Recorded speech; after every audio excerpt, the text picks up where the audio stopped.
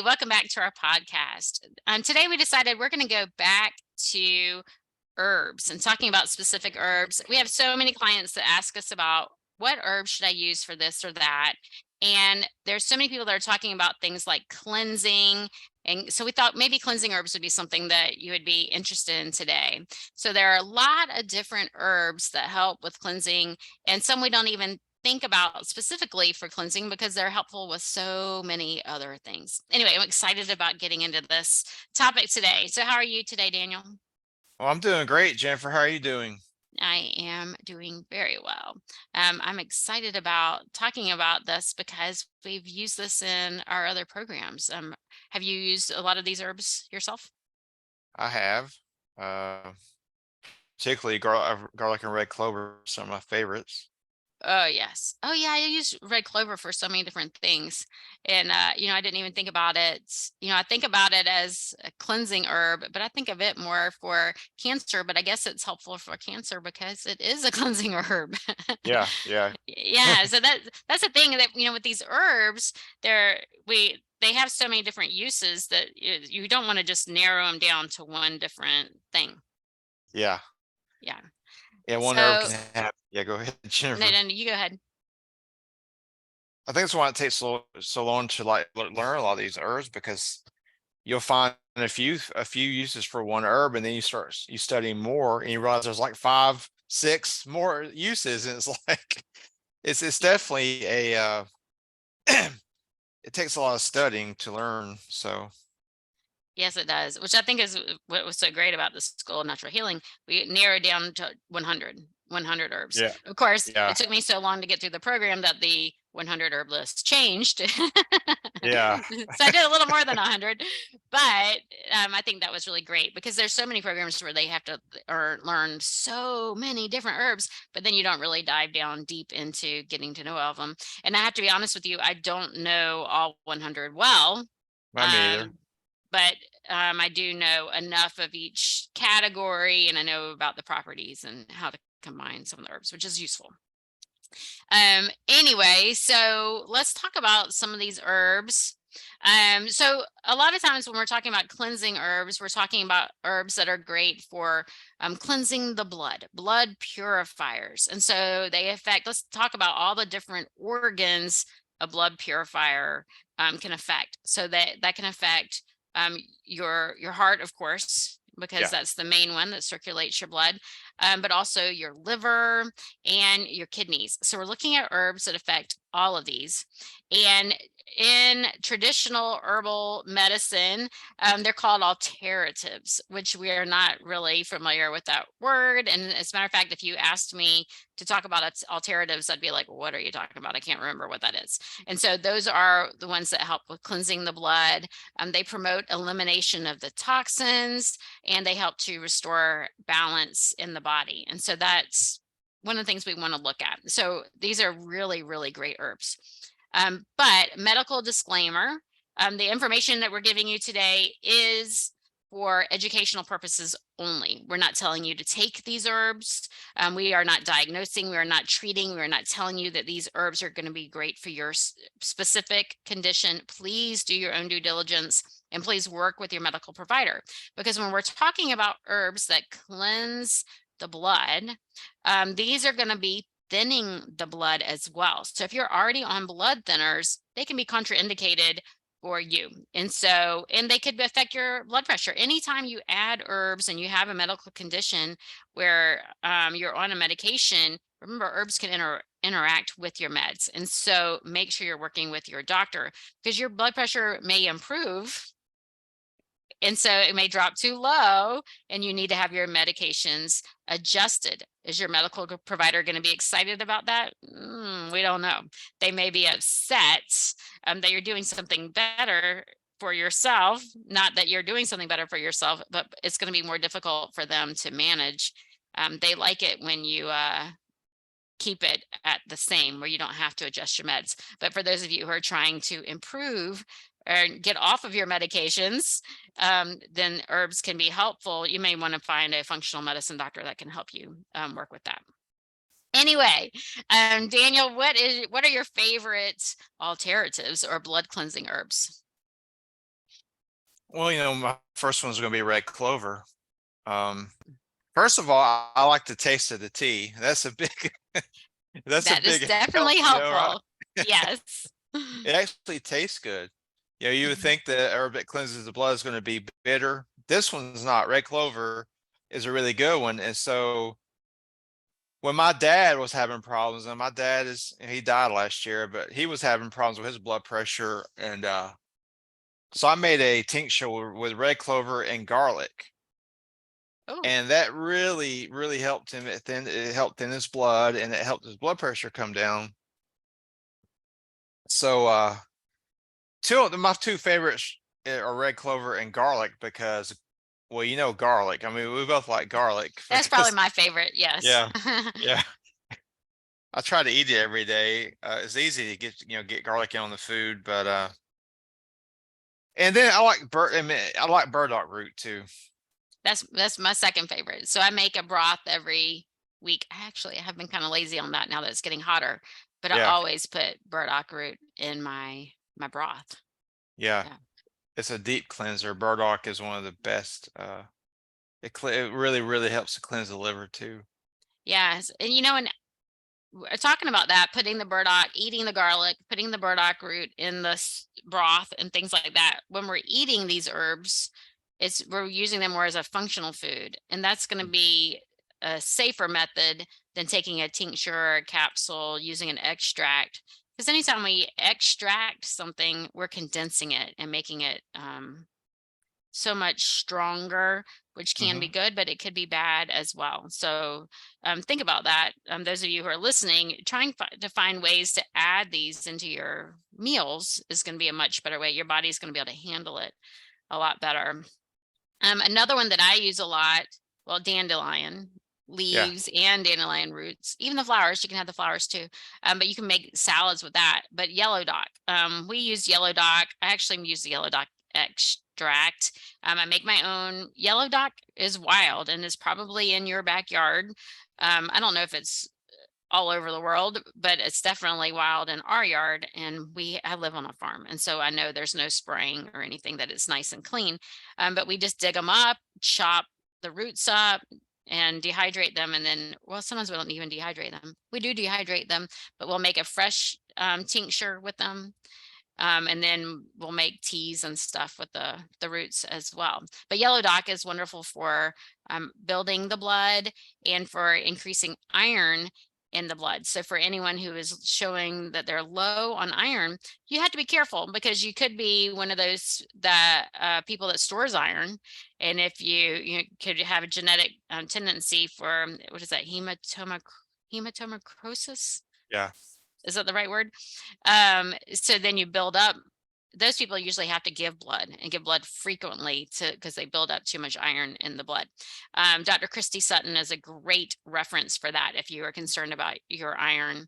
Um, so I really like her, Dr. Christy Sutton.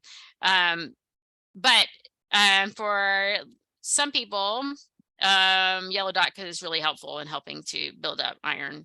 And so you can get your doctor to run a full iron panel. The School of Natural Healing, we don't do blood work and things like that. I go beyond that, and I do annual blood work. And so that is something that I look at. So yellow dock is wonderful for the blood, adding minerals to the blood, and especially for helping with iron. And then dandelion is wonderful for the liver. It's a blood cleanser. It helps to thin out bile and helps with gallbladder health as well. So that's another one that I really like. Um, cleavers. Yeah. Cleavers is wonderful. We didn't talk about the lymphatic system, so I didn't even mention that when I talked about the systems. But cleavers is lymphatic, wonderful for cleansing the lymphatic system. And all of these herbs are wonderful for the skin. The skin, cleavers is actually known for helping with acne and things like that too. And so that's another herb that grows wild here in my yard that we use. Yeah. So and echinacea. Let's talk about echinacea. When do you use echinacea? Well, during flu season, I like to Mhm. use it for a preventive, and especially when COVID was out there, and Anytime, well, when the colder months, when things people start to get sick more, I try Mhm. to use it during those months to help my immune system stay active. And I rarely get sick. Now, knock on wood, but I mean, I haven't. Even during COVID, I think I got sick one time, and Mhm. I was only sick for 3 days. Wow, So, that's great. Yeah, I can say the same thing, which may have a lot to do with our diet and lifestyle oh as yeah. well. But yeah, I use echinacea when we feel like we're getting sick Hmm. or when I have an allergic reaction. Like I got the bugs are awful. And I've been outside playing with the puppies and I got a lot of bug bites. Like I'm calling myself super itchy. And so I took echinacea for that too, just to Yeah. help with that response. Like if you have a bee sting and stuff like that. So I'm kind of surprised that it's listed as a blood thinner and blood purifier. Yeah, it is. It's kind of strange, but Mhm. I'm definitely not going to question Dr. Christopher. So, No. No. um, Yes. So when we talk about these herbs, we talked about some of the interactions and contraindications. So, like I said, if you are on any medications, you need to be careful with these. A lot of these herbs you don't want to take long term. I know specifically sassafras. Was it sassafras or sarsaparilla? It was sassafras. sassafras. Sassafras, you don't want to take long term. So that's one that's used more for short term.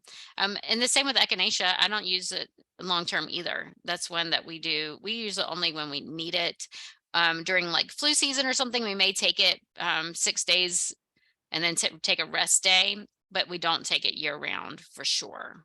Yeah, no, it wouldn't Yeah, work as well if you did anyway. right. So if we had someone who's just starting to get into herbs and understanding herbs, what are some things that someone would need to be aware of, and what are some ways they could add these herbs? Well, one way, like you were talking before, you like to add burdock root to broth, things like that, where you can use them. See, before, years ago, I like to say our ancestors or Mm, people used to use herbs like for preventive. So they would add them in salads and in their foods like broths and things like you do. And so they would eat them on a daily basis, but not in such a highly concentrated form.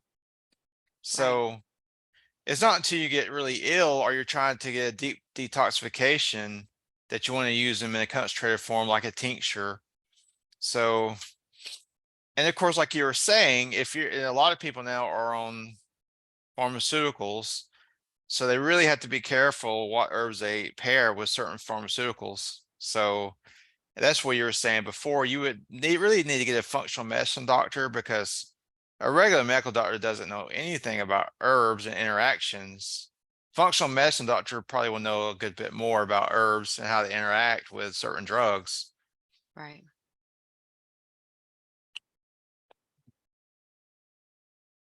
So I wanted to say something about garlic.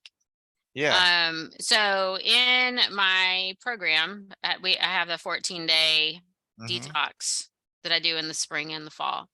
And during that, we use a lot of garlic. We use garlic with oil. There are a lot of detox programs where they flush the liver and the gallbladder with Epsom salts and things like that. And I don't like that. That feels too harsh to the body. That doesn't feel natural. So one of the programs that we use, I know you used this one before too. It's Dr. Schultz. You use garlic and olive oil.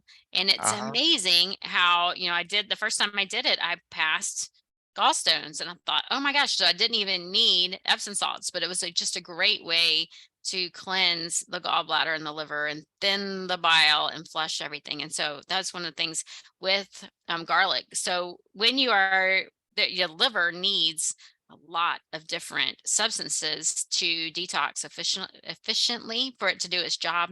There's several different pathways that it goes through: methylation, glucuronidation, sulfation, all these different several more than this, and they need all these different nutrients. And one of the nutrients is in garlic. Allicin, garlic and onions, is needed for a lot of those different pathways, and it really helps to support those pathways. And so I really think garlic and onions are really great for that. And so I love that garlic is listed as a alternative, because it clearly is. It helps Yeah. with the circulation and the heart and everything, but also helps with the detoxification of the liver and thinning the bile and stuff like that. I'm right with you on garlic. It is an amazing, it has so many properties. It also is really good. Like the story I have about one of my clients had a severe prostate infection. The Oh yeah, garlic cleared it up because it's really it's active against bacteria, yeah, and viruses, and uh there's another one. it's Parasites. antimicrobial. Yes, Yeah. parasites. Yes. Yeah, garlic. Yeah, we both said garlic was our favorite. Yeah. Yeah, so these herbs are not usually used alone, but when you think of them as like food and using them in foods, like in my broth. So burdock root here in the US, we don't use burdock very often. It's not a common food, but in Asia it is, and we used to grow. We're not growing it this year, but it's a lot like a big carrot. It's a long root that is chopped. It oxidizes very quickly, and so when you chop it, you want to chop it and put it in water. But you can use it just like carrots. So I've stir fried it and things like that. So it's a food. We have to think about these as our foods. Something else that helps with detoxification are minerals. And so a lot of these herbs are very, very high in minerals, like the red clover. And red clover isn't it a legume? I'm pretty sure it's a legume. I think so. And so that's something else that contains a lot of nutrients that are also helpful with detoxification. Another one is Oregon grape. I use Oregon grape root a lot. It's in a lot of Dr. Christopher's infection formulas. Yeah. It's another one that is very antimicrobial as well, which Yeah, is it is. important. And when we're detoxing, we want to make sure that we're cleansing the system, and anything that is dying off. We want actually want to get rid of any pathogens and things like that, and flushing them out with things like um, dandelion. So it's not only going to help with detoxification, but it's also going to act as a diuretic to help flush toxins out as well. Yeah.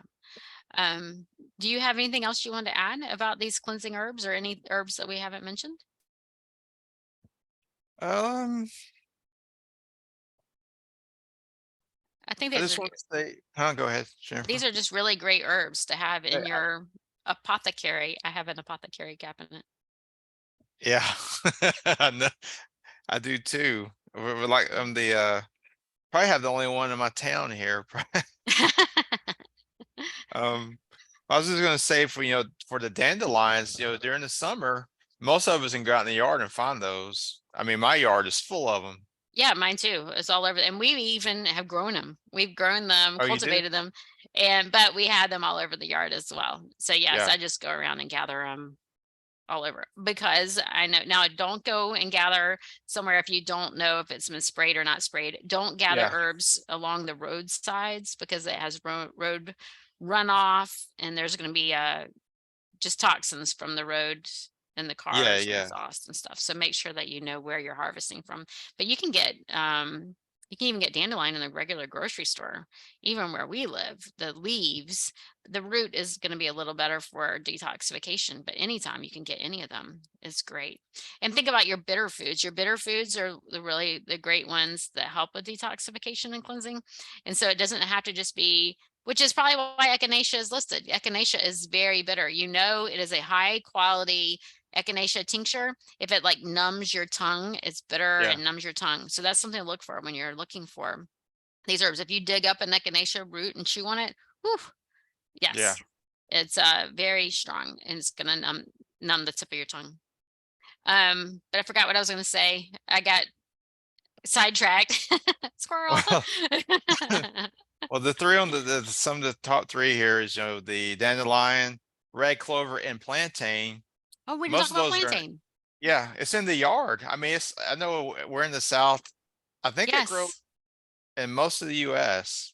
Yeah, I think Pretty plantain is everywhere. Yeah, all of those. They should be in yeah, everybody's yard. yeah, If you aren't spraying and you're letting the weeds I, come up, that's they're true. probably in your yard. Yeah, plantain is it's one of our favorites. It's Yeah. best fresh too. And so it's one that you Mhm. don't want to buy You want to be able to get it fresh from your yard, which luckily I do have it all over the place. It is Yeah. one of those, it's one of those that's sprayed because it is in everyone's yard. That's what people are spraying with their Roundup.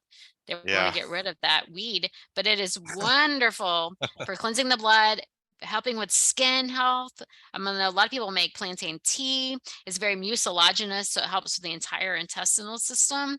Oh yeah. And we use it mostly for bug bites. If you get a sting or a splinter, all you have to do is crumble up the leaf, or you can chew on the leaf and stick it on a splinter or a bee sting, and just it's really just a matter of minutes. It That little stinger will come out, or the splinter will come out. It's amazing. It's one of our favorites.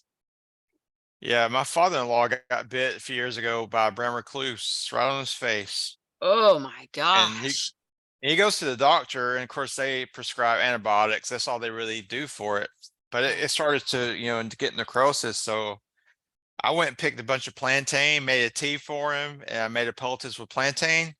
Yeah. It cleared it right up within 3 days. It cleared it up Wow. With a because it's really brown good. recluse? Yeah. Wow. Now, I mean, this is, you know, That's amazing. That's wonderful. what's it like the ointment? Well, I made the ointment was, I used bentonite clay, Hmm. plantain. I put some red clover in it, and it pulled it out. And he's a chemist, so he went to the store and bought some kind of he bought something called boil ease, and he would put it on the wound. Hmm. And the next day it didn't look any better. So, but he said every time he would put my poultice on it, the next day it would start to look better. So he kept using my poultice and Yeah. drinking the tea. And within a few days, it's the necrosis stopped. And Wow. that's a big deal because I'd never heard anything that could stop that. Me neither. That's why I was like, wow, that's I wonderful. mean, I can't say it could work for everyone, but it's definitely good for everybody to know that it could. Yes. Yes. Yes. That's wonderful. Yeah. Um, and one thing that triggered me in this was you talking about that. So these are called cleansers because it's cleansing the blood, removing those toxins from the brown recluse. Sorry to say red recluse, the brown recluse. So it cleansed it up, remove the toxins to help with the healing and repairing. And so I guess that's why these herbs like red clover, specific for the cancer, cleansing the blood, removing the toxins, and helping with cancer. So it makes me wonder if things like apricot seed, if those would be considered alternatives too. I would think so, but I'm not sure. Now, bitter apricot seeds are really great in cases of cancer, but that's another one that you have to be very, very careful with. So please do not take bitter apricot seeds, not sweet, bitter apricot seeds without doing your own due diligence and researching. You don't want to take more than a few a day. If you, it's something you want to educate yourself on. So I mentioned it, but I want to make sure that that's something to put in your pocket so that you can do some more research on. Do you not have a lot of information on apricot seeds? I don't. It's one of their. I've never really had much experience with that one. Mm-mm. We talked about it briefly when we were at Yeah. the School of Natural Healing. And I have some, and we do include them occasionally, in I've heard a lot smoothies of and things case like that. studies. A lot of Mhm. people, a lot of people have gotten good results with it with cancer. Yeah, Um, yeah. So I was just curious if that would be listed as one or not. I would think so. Yeah, yeah. Anyway, I think that that probably sums up everything that we have to say about these cleansing herbs. I hope that this helped you. If you using these herbs, you've had some success or even failures with these herbs, please let us know. If you have any questions, we want to hear from you. So please, whatever you have to say, we want to hear from you. And if there's a topic you would like for us to discuss or dig deeper into, then we want to know that as well. So thank you for listening to us and join us for our next podcast.